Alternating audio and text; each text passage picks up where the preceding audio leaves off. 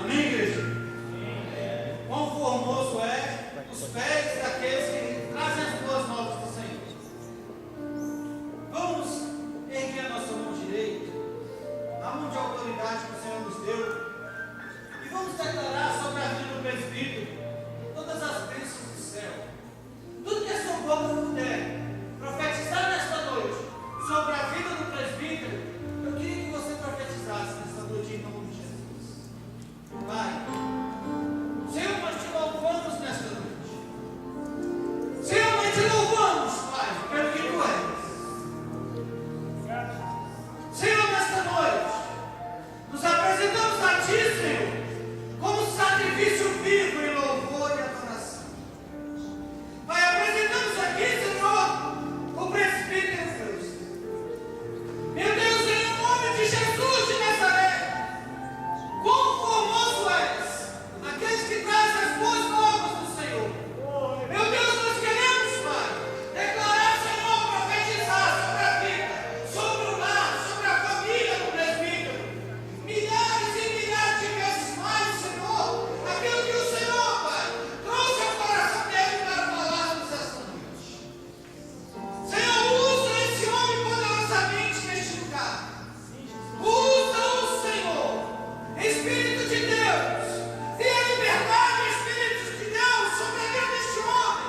Espírito Santo de Deus, dê a liberdade neste lugar. Senhor, que o Senhor venha falar aos nossos corações, não o que nós queremos ouvir, mas o que precisamos ouvir nesta noite. Senhor, nós te louvamos pela vida do presbítero, Pai. Usa ele como chama de fogo neste lugar, Pai. E nós te louvamos nesta noite pela vida do presbítero, em nome de Jesus. Amém? Palmas para o Senhor. Aleluia, Pai do Senhor, aleluia, eu louvo a Deus por mais essa oportunidade de estar aqui nessa noite, poder estar nesse culto de louvor, de adoração e sentir grandemente o fluir do Espírito nesse lugar. Eu quero te dizer que o Senhor está presente nesse lugar, o Espírito Santo de Deus está fluindo livremente nesse lugar.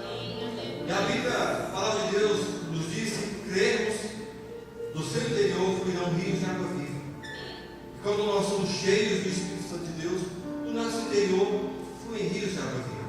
E o Senhor está nesse lugar.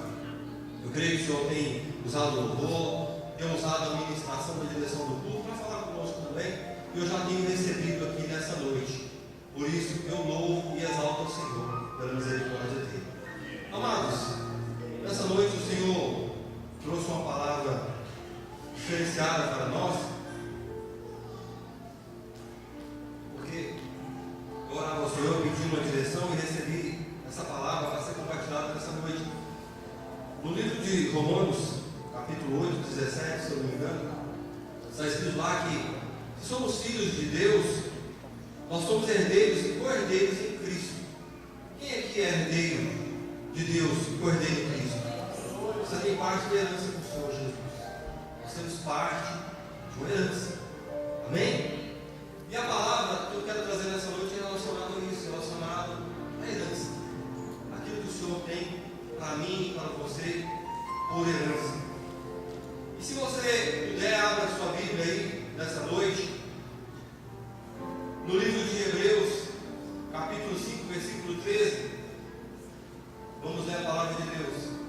Nós vamos ler alguns textos nessa noite, mas coloque-se de pé, em reverência ao Senhor, em reverência ao Santo dos Santos, para lermos rapidamente esse texto.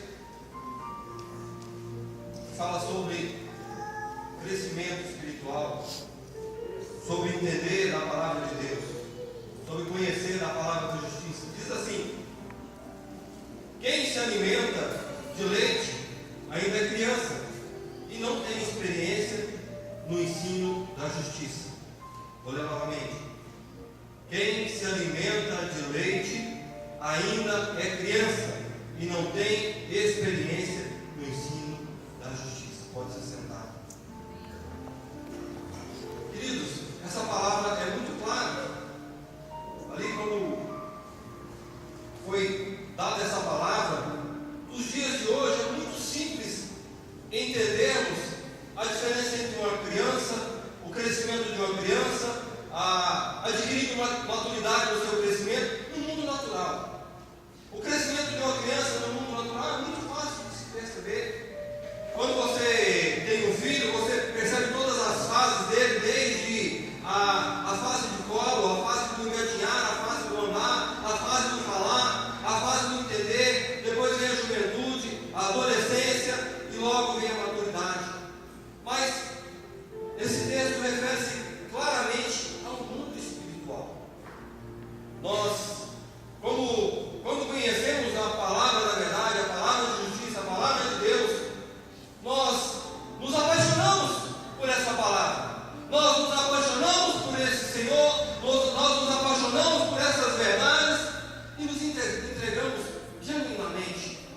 Mas é de fato e verdade que nós, quando conhecemos essa palavra, nós somos como crianças, porque nós não chegamos ao reino de Deus, talvez sem conhecer muito, sem entender muito, sem entender até mesmo o sacrifício feito por Jesus na cruz do Calvário, e passamos a caminhar gradativamente e conhecer a palavra e crescer e ter maturidade no reino de Deus. Esse é o processo do cristão. Esse é o processo daquele que aceita Jesus, é um processo normal. E aí, você se pergunta, mas como eu posso saber se eu já deixei de ser criança ou se alguém já deixou de ser criança no mundo e no reino espiritual? É simples.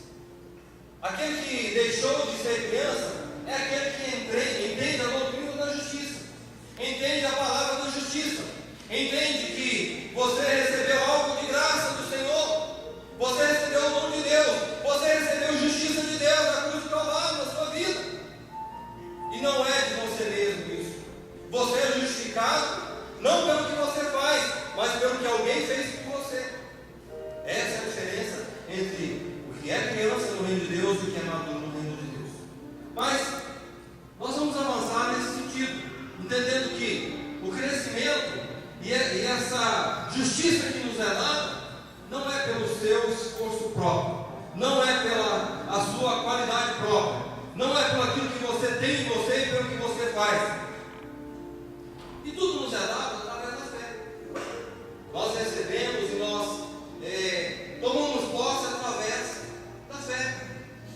Isso nos é dado por herança. Nós temos um exemplo claro na palavra de Deus. Os escritos sagrados, as escrituras foram divididas em Velho e Novo Testamento. E um testamento, ele é dado para que possamos tomar posse da herança. E eu quero falar sobre isso hoje, porque não é somente porque somos filhos de Deus é que podemos ter direito à herança. O simples fato de ser só filho não significa que você tem direito a essa herança. Existem algumas cláusulas, existem algumas situações, alguns processos que você necessita passar para tomar posse dessa herança. Amém? Glória a Deus. E para isso eu quero dividir em 3 verdades para que você entenda como podemos tomar posse dessa herança. E a primeira delas é que precisamos ser filhos adultos. Precisamos ser filhos crescidos. Não podemos ser mais crianças. Precisamos ser filhos desenvolvidos. Porque no mundo natural, como nós já falamos, a criança tem seu processo. Mas nós temos que entender que a justiça já nos foi dada, que essa doutrina da justificação já nos foi dada, que essa doutrina da justificação alguém já fez o sacrifício por você. E Paulo diz que nós temos que adquirir essa maturidade. É o que Paulo nos diz. E Paulo recebeu isso, é algo até extraordinário, porque Paulo foi chamado como apóstolo e não caminhou com Jesus. Paulo foi chamado como apóstolo e não fez um curso de doutrina.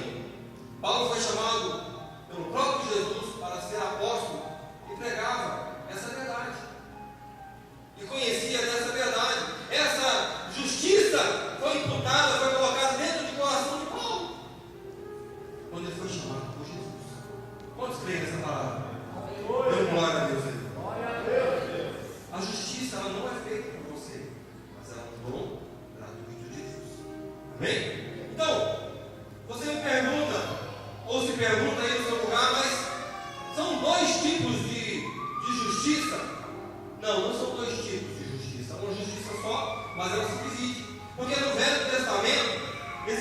diferença.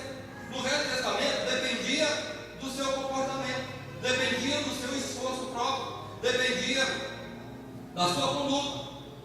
Falei. E já no Novo Testamento depende apenas da sua fé. Porque você é justificado.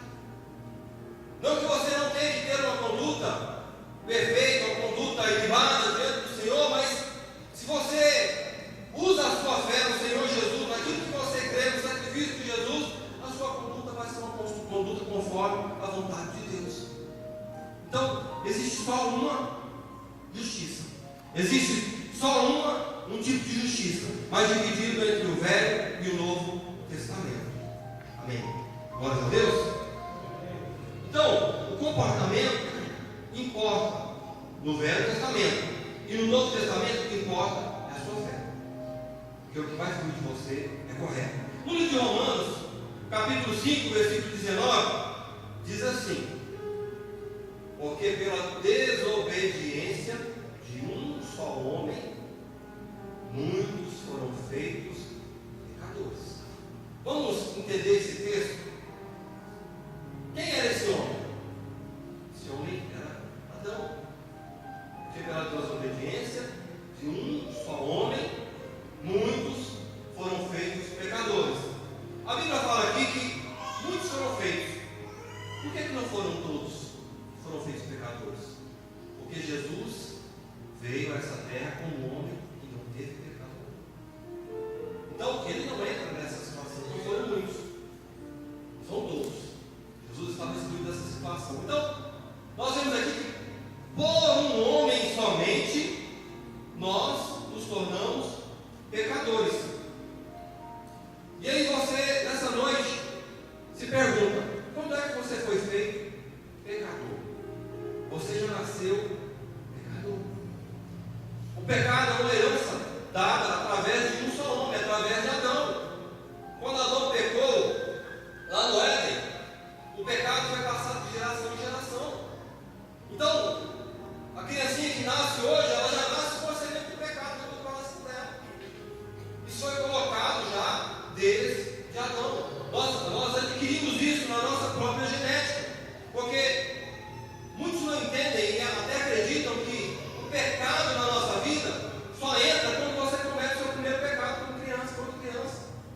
Mas isso já está na essência do homem. Isso é na essência daquele que nasce nessa terra. Eu quero dar um exemplo claro para que você possa entender isso. Imagine você, um pé de manga, pequenininho. Se você vê uma mudinha de um pé de manga, quantos podem afirmar que é um pé de manga? Acredito que todos, né? Quem já viu um pé de manga pequenininho aí? Mas ele não dá manga. Mas a gente pode afirmar que é um pé de manga. E aí, depois que ele cresce, depois de alguns anos, ele passa a dar manga. Mas é só aí que ele vai ser pé de manga? Não. Ele já era pé de manga desde pequenininho, desde uma monta. E assim é você. O fato de você cometer pecado depois de uma certa idade, não significa que você é pecador. Você já era pecador desde quando você nasceu.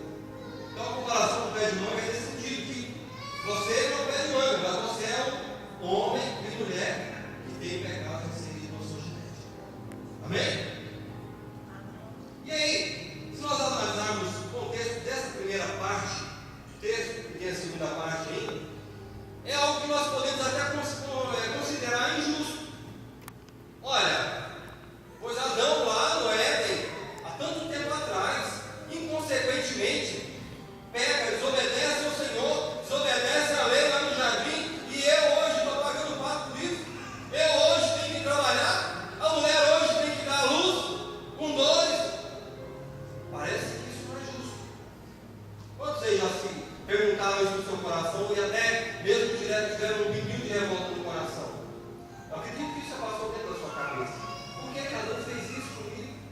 Por que Adão fez isso com a humanidade?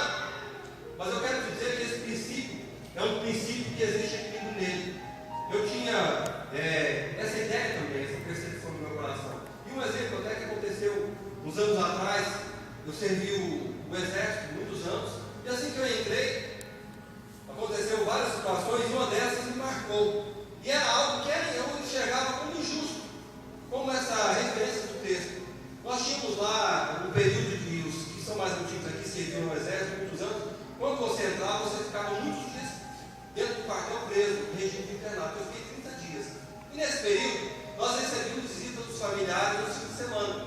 E ali os familiares levavam biscoito, refrigerante, tudo que podiam, para a gente comer ali e se alegrar naqueles minutos de visita.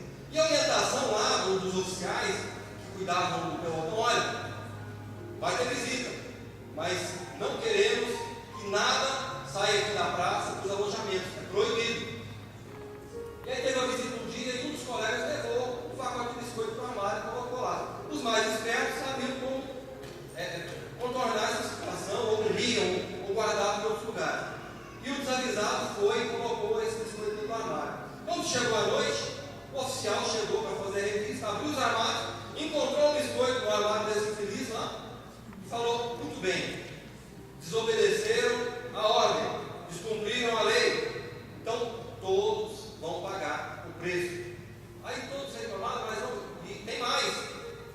O indivíduo que trouxe o biscoito para o armário vai ficar sentado olhando. E era um dia chuvoso, estávamos com o uniforme já de dormir, todos para a chuva para fazer treinamento de ordem marchar na chuva. E aí o conceito que eu tive no meu coração foi de justiça. Olha, se ele somente cometeu o ato, por que não só ele? E aí eu trago isso do dia de hoje. Adão cometeu um pecado lá, e você hoje é responsável também por esse pecado. É o mesmo princípio. Mas continuando no texto, Deus é justo, compassivo, maravilhoso, supremo, grandioso, imenso em misericórdia. Tem outro lado da moeda. Continuando o texto, logo abaixo, diz assim também, pela obediência de um. Quem é esse um? Jesus. Ele veio para consertar, ele veio para mudar, ele veio para transformar, ele veio para tirar essa mágoa, essa revolta do seu coração contra Adão. Pela obediência de um só, muitos serão você justos. Muitos serão justos. Então, queridos, Jesus mudou esse conceito. Jesus mudou essa história de só um pagou o pato. O mesmo princípio aplicado em Adão, em que você pagava o preço, foi aplicado aqui em que um só, que é justo e não tinha pecado, recebeu o pecado para que você fosse feito justo. Quantos podem dar glória a Deus nessa noite? Queridos, isso é maravilhoso demais. Nós estamos aqui, queridos, é para exaltar esse Senhor. Nós estamos aqui para exaltar esse Senhor que fez um sacrifício por mim e por você. Então esse mesmo princípio foi aplicado com equidade, com equilíbrio, porque a palavra de Deus, ela é justa. Não há erro, não há falhas. É tudo muito correto, muito justo. É por esse evangelho que nós somos aceitos e a sua justiça é transferida para nós. É dessa forma que a justiça de Deus é transferida para mim e para você. Então, não depende do seu próprio comportamento. O Novo Testamento não depende do seu próprio comportamento, porque ele fez esse pecado por você para que você fosse justo. Porque aquele que vive segundo o seu comportamento, ele tem um processo de discussão com Deus. Ele tem um processo de relacionamento inconstante com Deus. Imagine você, durante a semana, quando foi, acho que foi domingo passado, o pastor Daniel veio e me chamou: irmão, você pode pregar domingo? Amém, pastor? E aí, se eu viver segundo o meu comportamento, eu sou pecador, eu falho, eu erro, mas eu procuro me arrepender e confessar o meu pecado para que Deus transforme minha vida, limpe meu coração. Eu podia dizer: não, pastor, passa para outro, que essa semana eu não estou bem. Essa semana eu briguei com a esposa, essa semana lá no serviço eu não estou bem, eu não estou lendo muito a Bíblia. Passa para outro, pastor, passa para outro. Queridos, não pode haver constância naquele que crê na palavra de Deus, não pode haver constância altos e baixos. Você tem que orar ao Senhor: Senhor, tira de mim o pecado, tira de mim a imundícia, a sujeira, me livra do pecado, Senhor, me faz conforme o teu querer, me faz santo na sua presença. Mas aí eu quero viver, uns querem viver com um comportamento e ser justo por si só. Queridos, se eu fosse querer ser justo pela minha própria vontade, pelo meu próprio comportamento, eu jamais poderia estar aqui em cima. Porque quem me justifica é o Senhor. Quem justifica a minha presença aqui é o Senhor. Caso contrário, eu não teria força suficiente para pisar nem no primeiro degrau. Quantos creem nessa palavra? Caso contrário, você não teria força para entrar no seu carro e vir até aqui. Caso contrário, você não teria força para deixar as suas necessidades e as obrigações da sua casa e estar aqui para adorar o Rei dos Reis. É o Senhor que te justifica. É o Senhor que é a tua força. E muitos querem justificar pela sua força, pelo braço. O braço é a lei. O braço é a carne. Tudo que você faz conforme a tua vontade, o teu querer, e não deixa o Espírito agir, é carne. Deixa o Senhor agir na sua vida. Deixa o Espírito Santo de Deus fluir na sua vida, transformar a tua casa, a tua morada. Abre o seu coração, querido. Não seja importante. Cresça em maturidade. Cresça no Espírito. Então nós entendemos que a justificação é dessa forma. O sacrifício por o favor de você. Livro de 2 Coríntios 5:21 diz assim: aquele que não conheceu pecado, Deus o fez pecado por nós, para que nele fôssemos feitos justiça de Deus. Então Jesus não tinha pecado. Deus chamou ele lá e falou: olha, meu filho amado, você vai descer na terra, eu vou pegar o pecado de todo mundo e vou colocar sobre os seus ombros, para que você justifique eles, para que você mude a história dos meus filhos. Está escrito no livro de Coríntios. Essa passagem é isso que está escrito. É dessa forma que ocorreu. Então, querido, é dessa forma que Cristo foi feito pecado por mim e por você. Ele carregou todos os nossos pecados, todas as nossas dores, todas as nossas enfermidades, tudo aquilo de ruim que está em você é colocado lá na cruz do Calvário. Ele não hesitou. Glória a Deus. Então, querido, falando de justificativa, justificar, ser justificado na palavra, também temos que falar de sacrifício. No Velho Testamento, os ofertantes, para receber perdão dos pecados, ofertas pacíficas, tinham que oferecer lá novilho, cabrito, carneiro. E quando eles chegavam para oferecer os sacrifícios ali, o sacerdote não olhava para o ofertante, não perguntava, ele não sentava para o ofertante e dizia: olha, senta aí, pastor Rubens, senta aí, vamos ver, sua menina está aqui, deixa aí, mas vamos ter uma conversa aqui, fecha a portinha. Como é que você está em casa? Como é que está sendo o trabalho? Não, ele pegava a ovelha, e a Bíblia fala que tinha que ser uma ovelha perfeita, sem erro, sem mácula, e pegava a ovelhinha, olhava e dizia: não, essa ovelha aqui está boa, é um ovelho novo, primogênito, aqui está bonitinho, vamos fazer o sacrifício dessa ovelha. Pegava os pecados do ofertante, transferia para a ovelha, imolava a ovelha e Deus aniquilava todos os pecados. Em outra situação, soltava também outra ovelha no deserto para retirada dos pecados do povo. Então, não dependia do comportamento, não dependia da ação, não dependia do ofertante, dependia somente da ovelha. A ovelha tinha que ser perfeita, a ovelha tinha que ser sem mácula, a ovelha tinha que ser sem defeito. E hoje, nós entendemos que esse princípio é o mesmo. Porque o cordeiro que foi oferecido como sacrifício pelo meu pecado e pelo seu, não chamava Jesus. Porque se Deus tivesse que contar com a minha conduta e com a sua conduta, Ele tirava Jesus do negócio. Imagine você. Mas vamos analisar então, Jesus, como é que é a vida desse povo, dos meus filhos lá. Começa a analisar. Não vai ter jeito, esse pessoal está perdido. Eu não vou botar meu filho nesse negócio para dar a vida dele por tanta gente perdida. Mas não, ele só queria o sacrifício de uma ovelha perfeita, por mim e por você. E foi assim que Jesus entregou a sua vida. Aleluia, dê glórias a Deus, bem alto. No livro de Gálatas, capítulo 4, versículo 1 a 3, diz assim: Gálatas 4, 1 a 3: digo, pois, que todo tempo que o herdeiro é menino, em nada difere do servo, ainda que seja Senhor de tudo. Por que isso?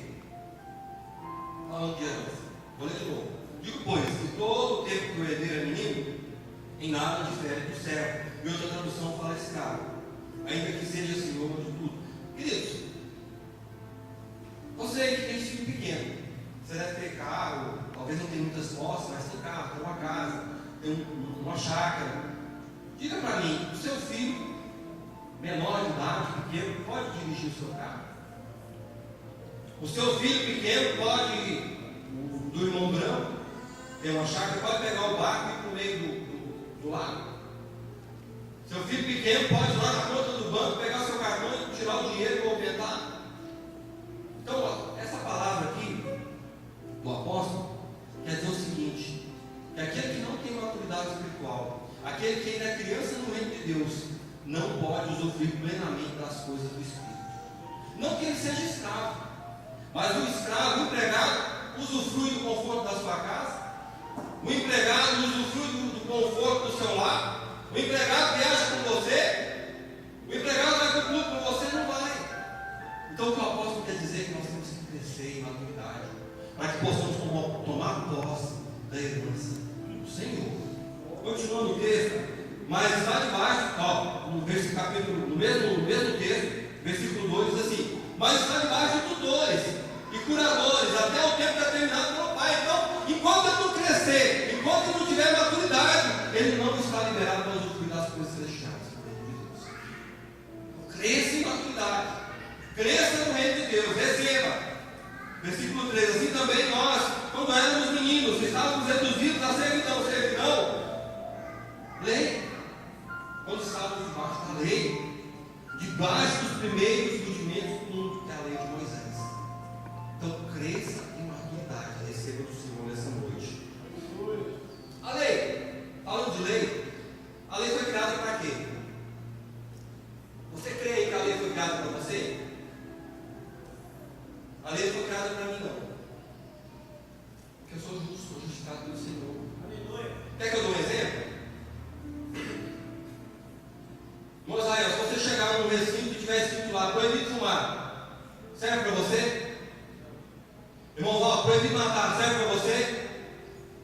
Queridos, a lei foi criada para quem não anda segundo o coração do Senhor. O justo, a lei não serve para mim. Eu fui justificado pelo Senhor. A lei não é para o justo. Aquele que cresceu em maturidade, cresceu no reino de Deus, vive justificado pela fé. Receba isso, querido. Aleluias. Caminhando, continuando. Segundo ponto que eu quero ser claro aqui, explicar bem, para que não haja confusão. Primeira verdade, sermos filhos crescidos, para que possamos herdar o reino de Deus. Somos filhos de Deus e co-herdeiros com Cristo. Você quer herdar a primeira verdade? Ser filhos crescidos no Senhor. Segunda verdade, o livro de Gálatas, capítulo 3, versículo 7, diz assim: sabem, pois, que os que são filhos da fé são filhos de Abraão. Para isso nós temos que entender, isso no livro de Gálatas, capítulo 3, 7. Nós temos que entender um pouco do que Paulo pregou lá nos Gálatas. São os crentes judaizantes. Ali houve uma grande discussão entre Paulo e os Gálatas, está nesse capítulo aqui, e os judaizantes queriam anular a vida de Cristo. Eles criam, mas eles queriam viver segundo a lei. Eles queriam viver pelo esforço próprio. Eles queriam viver ainda debaixo da lei. Não, Cristo veio, Cristo fez o sacrifício, mas nós temos que guardar essa lei. A lei de Moisés tem que ser guardada. Nós não podemos mudar o que está escrito. Nós temos que guardar isso e manter a lei.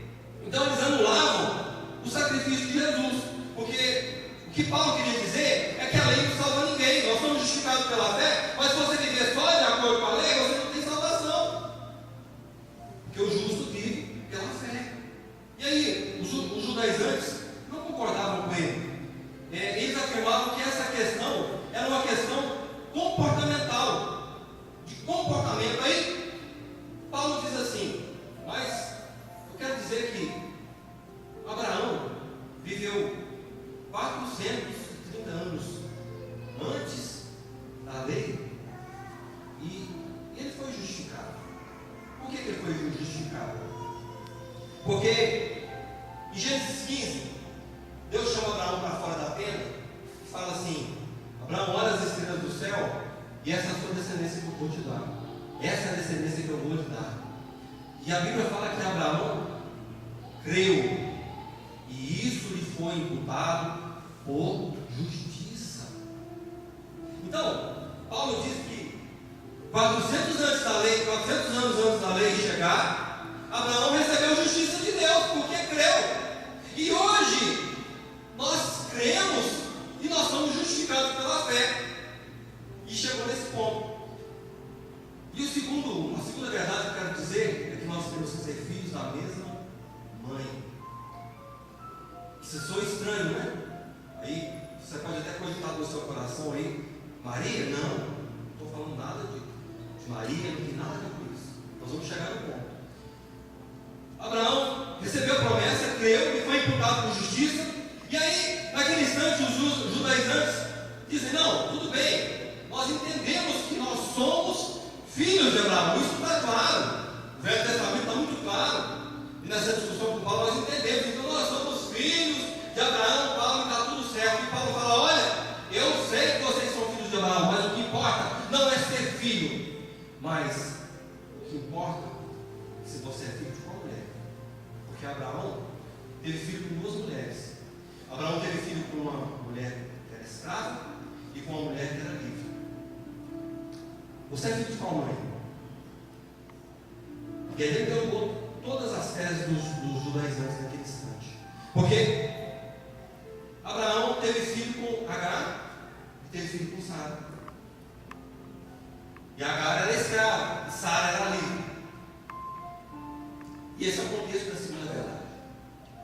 Para ser herdeiros da promessa, para ser herdeiros e co-herdeiros em Cristo, nós temos que ser filhos da mãe livre. Isso é escrito na palavra de Deus. Então, para que possamos entender um pouco disso, Paulo ele usa um pouco de alegoria, porque Paulo que introduziu isso, até os dias de hoje nós usamos muito alegoria, mas quem introduziu a alegoria quer trazer um exemplo, uma verdade do Velho Testamento, trazer para o Novo Testamento. Foi Paulo que trouxe isso. E diz lá no livro de Gálatas 4:24, o que se entende por alegoria? Porque estas são duas alianças, uma do monte Sinai, gerando filhos para a servidão, que é Agar, para a escravidão, escravo. Então os filhos gerados por Agar são filhos da lei, são filhos da escravidão, filhos da carne. Tudo aquilo que não pode produzir é carne.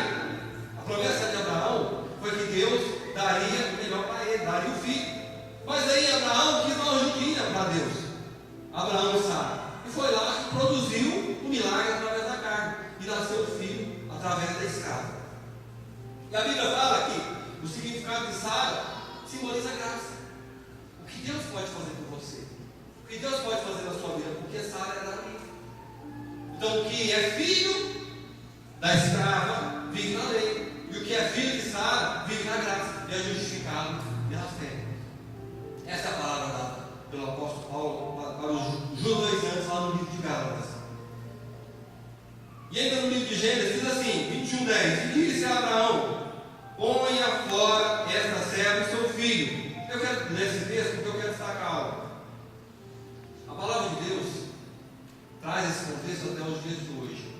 Porque Sara, nesse contexto aqui do livro de Gênesis, capítulo 21:10, depois se você quiser ler, ela traz uma verdade bíblica, ela traz uma verdade para os nossos dias, ela traz uma palavra profética para os nossos dias, e diz assim: Abraão, ponha para fora esta serva e seu filho, porque o filho desta serva não herdará com Isaque, meu filho. Então o filho da escrava não tem herança, o filho da carne não tem herança, o filho da lei não tem herança. Foi a palavra dada aqui para você. Porque quando o filho da promessa nasceu, Ismael já tinha em torno de 13 anos. E a Bíblia diz aqui que aquela criança, as crianças começaram a se desentender, um virou motivo de chacota do outro, e Sara não gostou. E ela ali, naquele instante que viu aquela situação, ela lançou essa palavra. E a Bíblia ainda fala, o apóstolo Paulo fala que os filhos de Agar sempre vão, os filhos da escrava, os filhos de Agar sempre vão perseguir os filhos da livre, que é Sara. Então os filhos da escravidão, os filhos da lei, sempre vão perseguir os filhos da livre. E assim é todos os dias de hoje. Quantos vivem aí na graça do Senhor? Quantos vivem debaixo da graça do Senhor? Quantos são filhos da livre? Amém? Glória a Deus.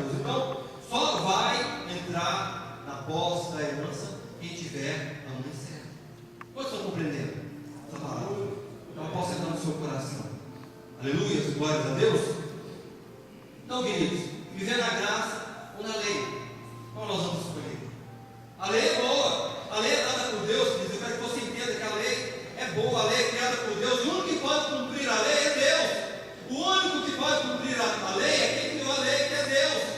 Só que a lei, por si própria, ela não pode produzir santidade em você. A lei, por si própria, ela é isenta da sua vida.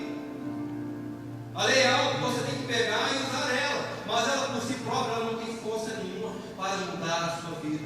Mas o sacrifício de Jesus, a justificação dada da cruz do Calvário, essa sim muda a vida, transforma o coração, converte o homem, converte a mulher. Te faz livre. Eu glórias a Deus aí. O Senhor é fiel, o Senhor é fiel. A palavra de Deus diz, livro de Romanos 6,14, diz que o pecado não terá domínio sobre vós, porque você não vive mais sobre a lei, mas você vive sobre a graça. Você vive sobre a graça do Senhor, que foi lhe dado de graça, não pelo merecimento próprio, não pelo seu merecimento, não pela sua conduta, mas porque o Senhor te amou primeiro. Diz assim no livro de 1 Coríntios 15:56, é o que fala da lei, porque eu quero que você entenda que a lei, como eu falei, a lei é perfeita, mas você não pode cumprir a lei no todo. E a lei, como existe a lei, nós estávamos falando aqui nessa semana, até foi na terça-feira, eu estou nesse assunto, lá no Éden, que a lei existia ali e o homem pecou. Eu quero dizer que onde existe lei, ela pode gerar o pecado. Quer entender isso melhor? Por exemplo, se tiver aqui uma placa do lado ali, naquela porta, não abra essa porta, ou da outra placa ali, não levante do seu lugar. Talvez você não tivesse vontade de abrir a porta, talvez você não tivesse vontade de levantar do seu lugar, proibido ir ao banheiro durante o horário do culto. Talvez você não quisesse ir ao banheiro, mas depois que você ler a placa, algo começa a te incomodar na cadeira ali no banco, e você fica desesperado para levantar. E aí assim, às vezes a gente está na rua lá, quando era criança tinha uma placa proibida a entrar, e nossa, a gente fica desesperado para entrar. Eu quero ver que é proibido banhar a manga, proibido pisar na grama, é nem. E aí você fala assim, não, eu vou ouvir, mas volta no telado. Então não é que a lei gera o pecado, mas a lei parece que ela mexe com a gente para pecar. E diz lá no livro de Coríntios, 1 Coríntios 15:56, diz assim: ora, o aguilhão da morte é o pecado, e a força do pecado é a lei. O aguilhão do pecado é a morte, a força do pecado é a lei. O que faz, fortalece o pecado é a lei. Agora, eu não estou dizendo que sem lei não é pecado, mas eu estou dizendo que se existe lei, há mais possibilidade de pecar. E a graça do Senhor, e a lidada de graça, se você é justificado, usa isso na sua vida. Aí, há poucos dias eu estava viajando, e ali na viagem eu estava com o meu sogro, aí eu fui pedir um café. Comi lá o café da manhã, pedi um café.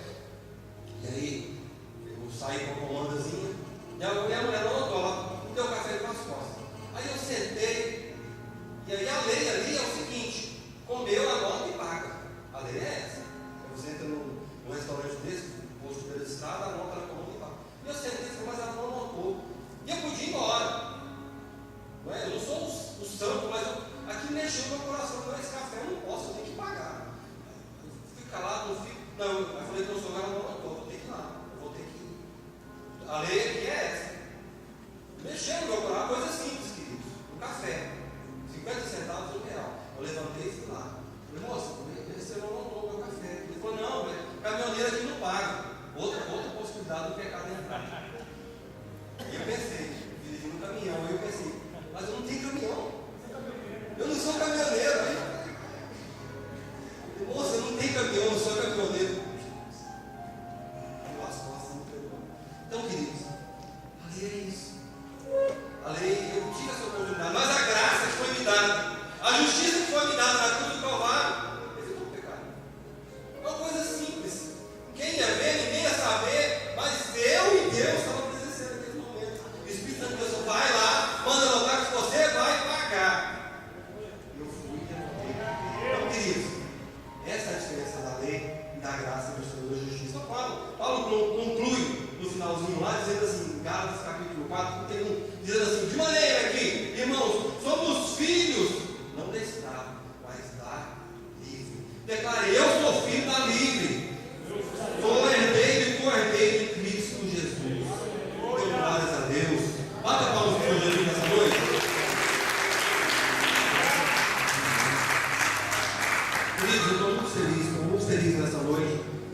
por estar na presença dEle, pelo simples fato de poder dizer que o Senhor mudou minha vida, o Senhor mudou a minha casa, que o Senhor é misericordioso, que deu a oportunidade de estar aqui. Você também deve pensar dessa forma. O Senhor lhe deu a oportunidade dessa noite de ouvir a palavra dEle, de ter mudança de vida e ter posse dessa herança dada pelo Senhor. A terceira verdade que eu quero declarar para você nessa noite é que você, eu vou abreviar um pouquinho, irmãos, perdoe, conhecer o nosso irmão. O que é isso? Existem algumas tipos de alegoria, porque conhecer o nosso irmão, porque somos irmãos de Cristo e essa herança vai ser dividida com nós. Mas eu quero destacar algo. Alguns pregadores destacam aí, em forma de alegoria, alguns tempos que nós temos entrado, algumas gerações que nós temos vivido nesse tempo. E as gerações que esses pregadores talvez você tenha ouvido, que eles dizem, nos falam que nós somos a geração de Samuel. Quantos já ouviram essa palavra? Geração de Samuel, aquela geração que vai trazer o rei, aquela geração que vai receber o rei, aquela geração que vai ver o rei assentado no trono. E essas divisões são muito claras, às vezes são muito dadas através dos pregadores como forma de analogia. Outros dizem que nós somos a geração de Josué. A geração de Josué é aquela que vai estar na terra prometida, aquela que vai usufruir do melhor de Deus. Então, uns dizem que é a geração de Samuel, que vai entronizar o Cristo, a vinda do Senhor, e outros dizem que nós somos a geração de Josué, aquele que vai entrar na terra prometida e usufruir do melhor dessa terra. Mas eu quero destacar nessa noite uma alegoria diferente, algo diferente que talvez você tenha ouvido ou não, que nós somos a geração de Benjamim. Amém? Geração de Benjamim, aquela geração que vai experimentar a plenitude da graça de Deus.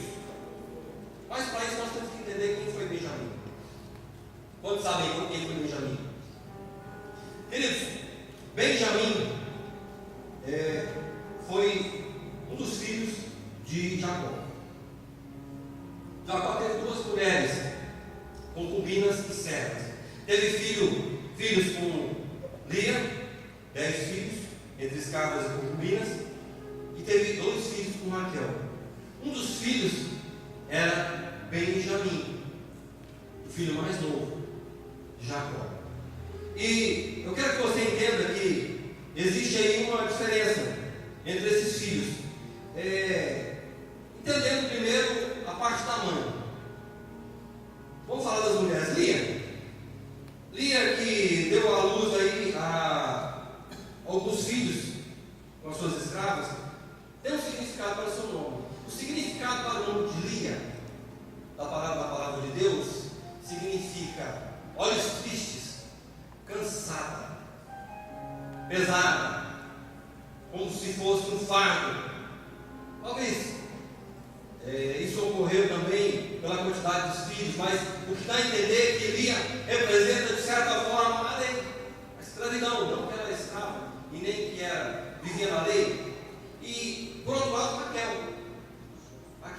E o que vocês não sabem aí, talvez, é do significado do nome de Raquel, porque a Raquel teve 2 filhos, José e Benjamim. E o significado da palavra Raquel é cordeiro. Raquel teve José primeiro e depois teve Benjamim.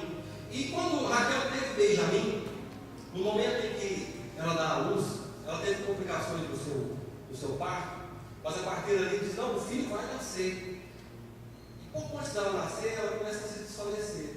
E ela diz: Jacó, essa criança que veio ao mundo vai se chamar Benoni. Ben, filho, Noni, dores, filho das dores, filho da aflição. E aí Jacó diz: não, esse filho não vai se chamar Benoni, esse filho vai se chamar Benjamim, filho da mão direita, filho da providência de Deus, filho da força, do braço forte do Senhor. E muda o nome de Benjamim. Eu quero que você entenda nessa noite que Deus faz isso conosco. Deus muda história, muda situação, muda nome. Mas eu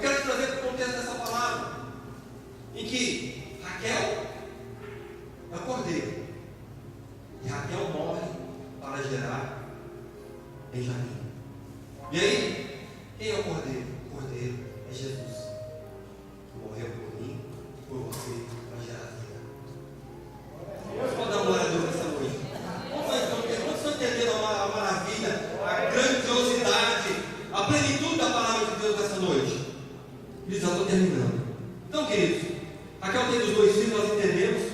E eu quero destacar para você aqui rapidamente o segundo filho. Primeiro filho, né? Segundo filho Benjamim, primeiro filho José. José, na Bíblia, no Antigo Testamento, é um dos maiores tipos de Jesus encontrados na Bíblia. Eu estava estudando para essa palavra e eu também não tinha consciência disso. E eu fui estudar e descobri que José é um dos maiores tipos de Jesus encontrados na Bíblia. São exemplos proféticos, são referências proféticas do Velho Testamento que se encaixam com a vida de Cristo e com Cristo. Então vamos separar algumas situações aqui em que nós podemos entender que José é um dos maiores tipos de Cristo. Primeiro, Gênesis 37 é declarado lá que José era o filho amado. E também Deus fala para Jesus que ele era o filho amado em quem ele encontrava, em quem ele alegre. Também diz lá que José foi enviado pelo seu pai e seus irmãos. Jesus também foi enviado pelo seu pai e seus irmãos em Israel. José foi invejado pelos seus irmãos. Jesus também padeceu pela inveja dos fariseus. José foi odiado pelo testemunho injusto. Jesus também foi odiado pelos fariseus porque não encontraram nele nenhum pecado, nem marca, nada. Ele também foi odiado pela sua glória futura. José, pela visão de 11 estrelas, o sol e a lua se colocando diante dele, teve essa visão. Jesus também foi os judeus também odiaram Jesus pela glória que ele ia receber. José pela glória que ele ia receber pela revelação, e Jesus também pela glória que ele ia receber, foi odiado. José foi alvo de conspiração, Jesus também foi alvo de conspiração. Quem sugeriu vender José foi Judá, isso eu não sabia. Eu fui estudar e descobri. Jesus foi vendido por quem? Foi vendido pelo discípulo chamado Judas. Mas o que nós não sabemos é que Judas tem origem grega, e no hebraico Judas significa Judá. Então existe uma coincidência profética também nisso. José foi vitorioso na tentação, Jesus também foi vitorioso na tentação. Não tentará o Senhor teu Deus. José foi condenado injustamente por meio de 2 transgressores, o padeiro-chefe e o copeiro-chefe. Jesus foi crucificado no meio de 2 ladrões. José foi colocado no trono do Egito, lhe foi dado todo o poder. Jesus foi exaltado, pois ressuscitou e ganhou um nome que está acima de todo nome. José ganhou uma noiva entre os gentios, Jesus também ganhou uma noiva no meio dos gentios. Tudo está nas mãos, foi dado nas mãos de José no Egito. Tudo hoje está nas mãos do Senhor Jesus. José reconciliou com seus irmãos no final. No final, Jesus reconcilia consigo a nação de Israel. Os irmãos de José o reconheceram como rei, e no final, queridos, Israel também vai reconhecer Jesus como rei. Glórias a Deus. Deu glórias a Deus nesse lugar. São sinais proféticos da palavra de Deus. Tudo se encaixa. Então, o que eu quero perguntar nessa noite: se José é o tipo de Cristo, quem é Benjamim? Benjamim, querido, é aquele que o cordeiro morreu para gerar a vida. Benjamim é você, sou eu. Eu sou da geração de Benjamim. Benjamim é você, e Benjamim sou eu. Nós todos. Então, queridos, quando se fala em Benjamim, se fala em história, se fala em transformação, mudança. A palavra de Deus diz ali, quando José recebe seus irmãos ali no Egito para comprar o alimento, porque houve ali 7 anos de fartura, em que José decifrou o sonho do faraó. 7 anos de fartura, 7 anos de seca, os irmãos chegam ali para comprar mantimento, e José ali questiona os irmãos e diz: olha, tem um irmão mais novo? Tem. Então é o seguinte, vai ficar um aqui preso, e vocês tragam o irmão mais novo. E aí eles questionaram, e aí trouxeram Benjamim, para que José pudesse vê-lo, porque José queria vê-lo, queria testar seus irmãos. E lá no livro de Gênesis 43, 29 diz assim: e ele levantou seus olhos e viu a Benjamim, seu irmão,